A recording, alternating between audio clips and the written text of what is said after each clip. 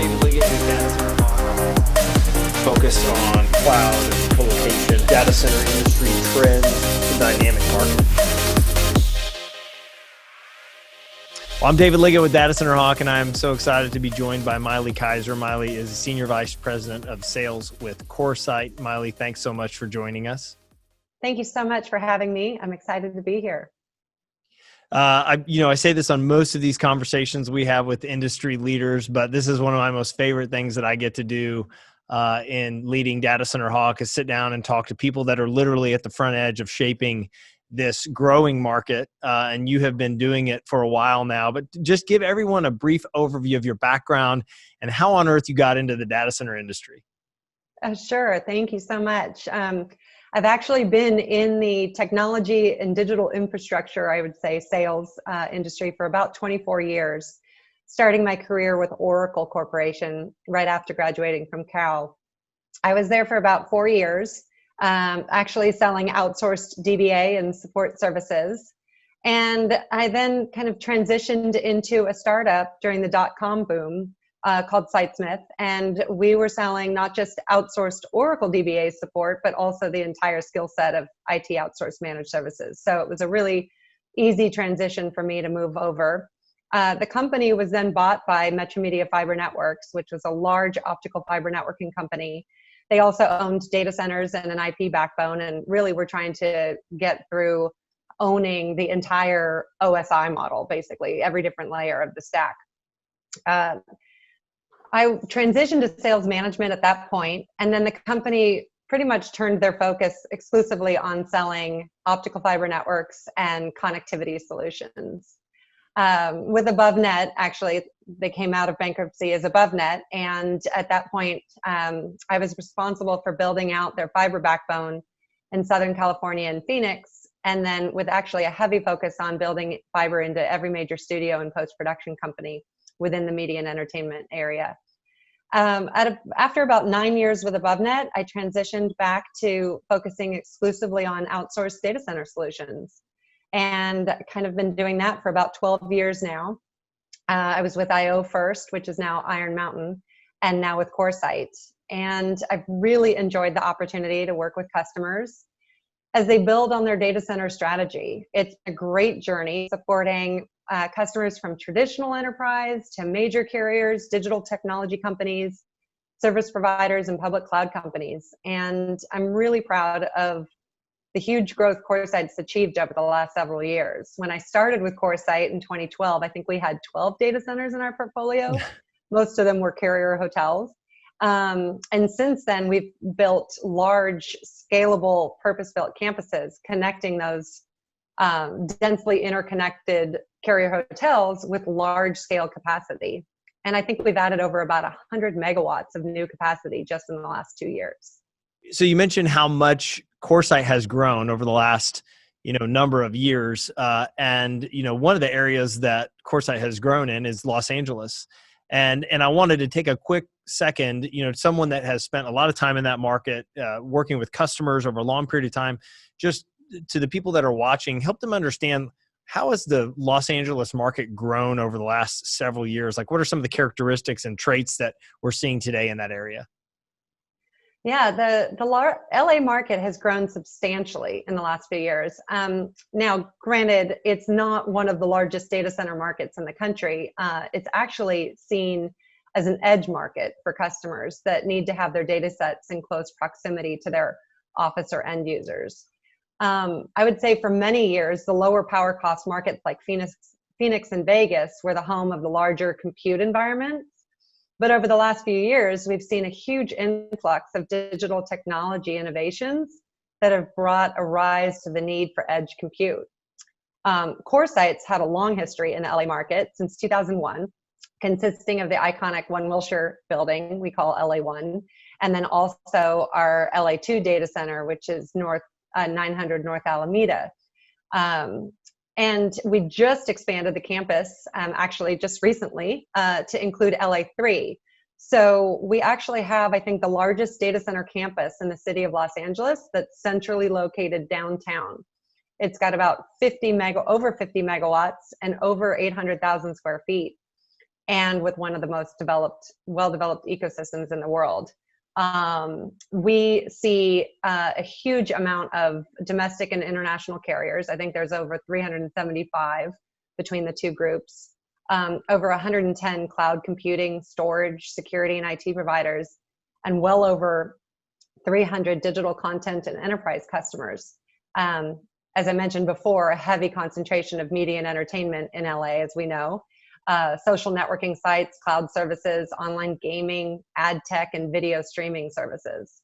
So it's pretty exciting space to be. I think CoreSite's LA data center campus is kind of the interconnection hub for businesses looking to support their digital transformation, and it's a great market, mostly just because of the fact that it's on the West Coast. It's kind of the gateway to international Asia Pacific. It's got a huge user population, over 10 million just in Los Angeles, and I think that makes a pretty big difference. Yeah, and it's very strategic. I think one of the things that I think about when customers or data center users, have either large or small deployments in LA, there's a very strategic reason. You mentioned a number of those things that drive demand in that area. I love, when you think about CoreSite's portfolio specifically, and you mentioned the assets that are there. If you think about downtown One Wilshire, the iconic, Carrier Hotel, one of the most connected buildings in the world, Yep. and how that's changed over time. And then you think about, what you all have done there at the LA2 facility, and now what you're building in the new LA3 facility. Talk about just some of those like changes and how they show the change in the way that data center development has taken place over the last 5 to 10 years.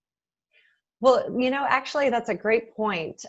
We started with data centers, especially for CoreSite, as kind of operating the carrier hotels in a market, and really establishing ourselves as the interconnection hub for all of the different carriers and enterprise and service providers to come together and interconnect with each other. But you're limited inside of a carrier hotel to the amount of capacity that you can build. So over the last 5 to 8 years, we started building larger purpose-built data centers in a campus environment. So we would basically interconnect via diverse routes of dark fiber. LA is a great example of this, so that we can actually connect LA1 to LA2, offering a virtual campus. So now any company that's in LA1 can interconnect with any company that's in LA2 as if they're sitting in the same building. And that's really helped us to kind of continue to grow that ecosystem, but also allow our customers to continue to grow and scale their footprint without having to look elsewhere. I really love just, kind of the evolution of the data center. When you look at LA1, again, downtown Carrier Hotel, LA2 is actually originally it was built as the terminal annex for the U.S. Post Office. So it's a massive 450,000 square foot building. It's made with poured in place steel reinforced concrete, making it one of the most secure buildings in all of Los Angeles. It sits on the same high priority grid, utility grid, as the rest of a lot of the LA government buildings. And then you add in the parking lot of LA2, a brand new, beautifully designed, from an architecture purpose, it's stunning, new 160,000 square foot, 18 megawatts of data center capacity. So we've just expanded that campus for companies that, again, are looking to have, be close to their cloud providers, be close to their carriers, and have the ability to scale their footprint. Yeah, it's really it's an interesting look at how, as you mentioned, the market has matured over the last 5 to 10 years, and I'm always amazed at how the sites have become much more efficient in design, which allows customers to be much more efficient in the way that they're deploying their IT infrastructure. But you also just mentioned the importance of connectivity, interconnection, and, at least from Data Center Hawk's perspective, as we, see the data center universe maturing, that connectivity conversation and importance level to companies out there has become so much more important. And so to your point, your ability to tie the campuses back together, is certainly right down the fairway for customers' needs today. Absolutely. Absolutely. It's how we actually differentiate ourselves as well as the interconnection story, right? Because as we see increasingly, everything is real time. Latency is, critical to your performance of your application, and being able to interconnect and remove some of those obstacles when you're interconnecting your workloads is critical. And that's really kind of, why we're really trying to continue to grow that ecosystem, that ability to interconnect with anyone in your workflow. I think is a really important aspect of what we provide. Absolutely. You mentioned a couple of the industry vertical types that find the Los Angeles market to be attractive. I think you mentioned the media, entertainment industry, and maybe some other groups. But what are some of the other, key industry vertical companies that or types of companies that are growing in the LA area? Yes.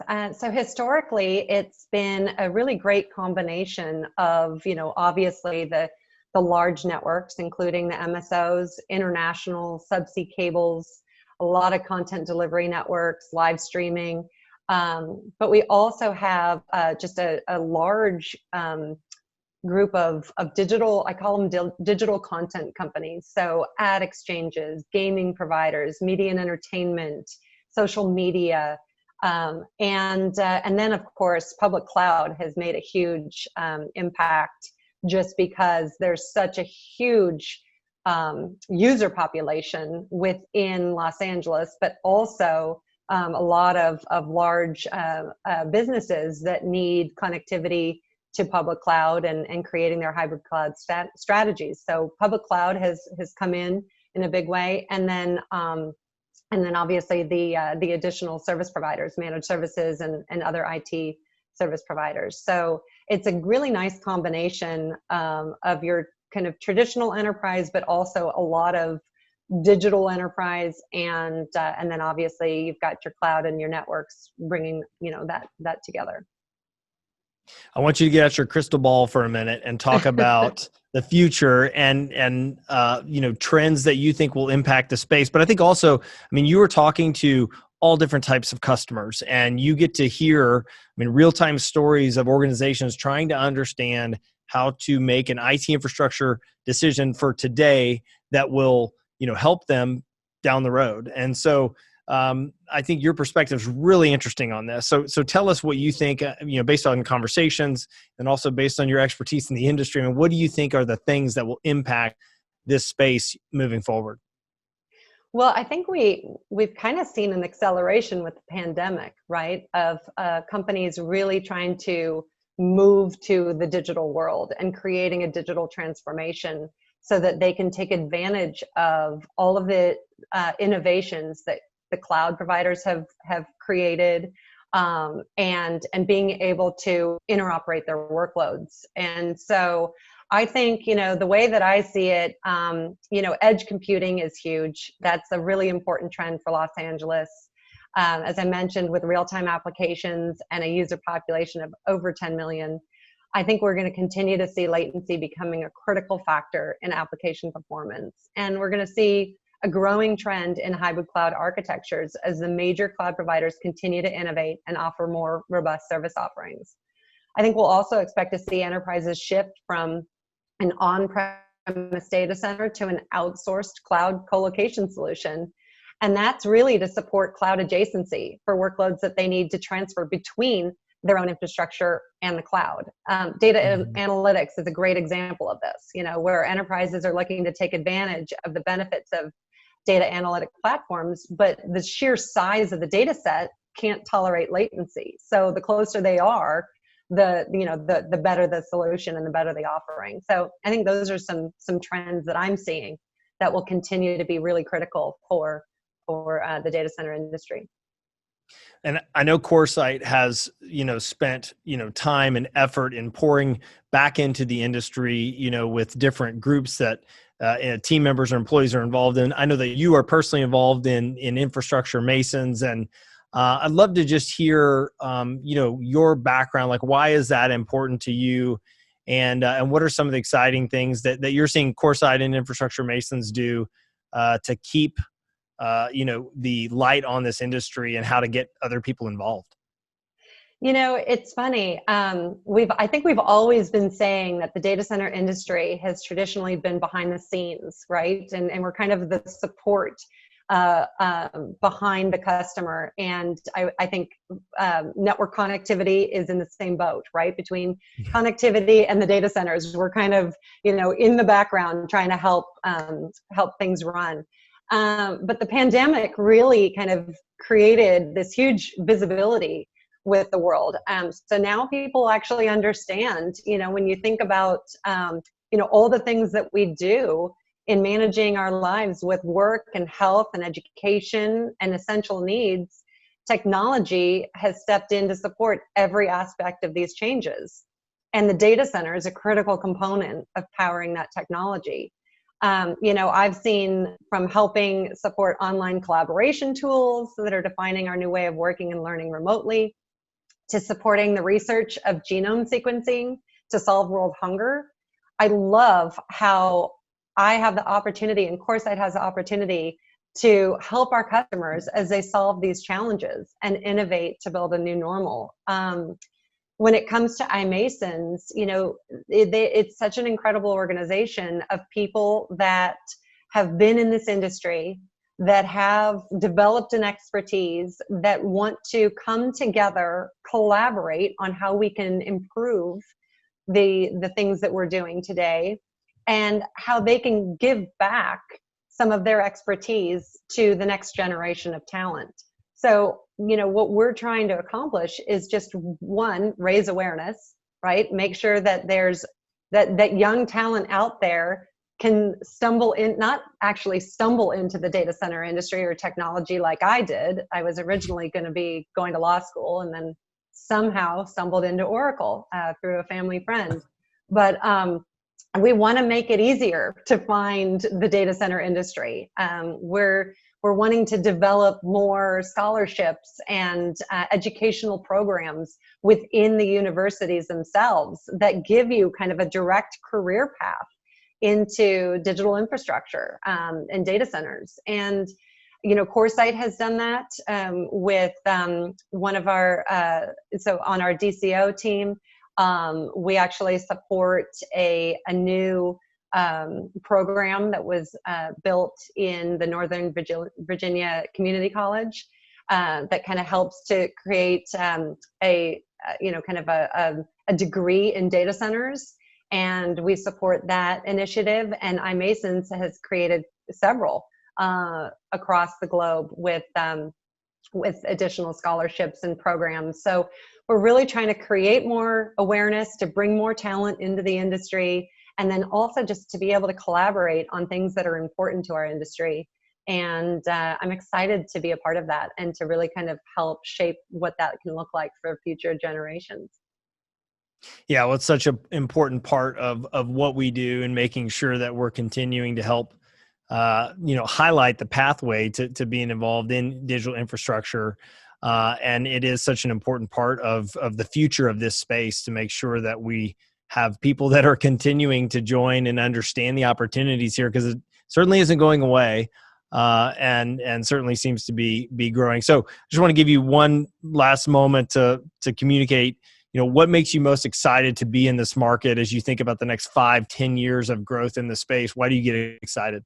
CoreSite in general, I'm excited about the same thing, the markets that we're in, the customers that we get to work with, just being a part of what they're trying to solve, and being a part of, kind of helping them to build their business and to find ways to make them, give them a competitive edge. I mean, that's really what makes this such a wonderful industry to be in, is because you really get to, even though you're behind the scenes, you really get to make a difference with what your customers are trying to accomplish. And I've been really blessed to work with some of the most incredible companies and see the innovations and the success that they've had, and feeling like, we were a part of that and we helped them, achieve their objectives. So it's exciting. There's just so much data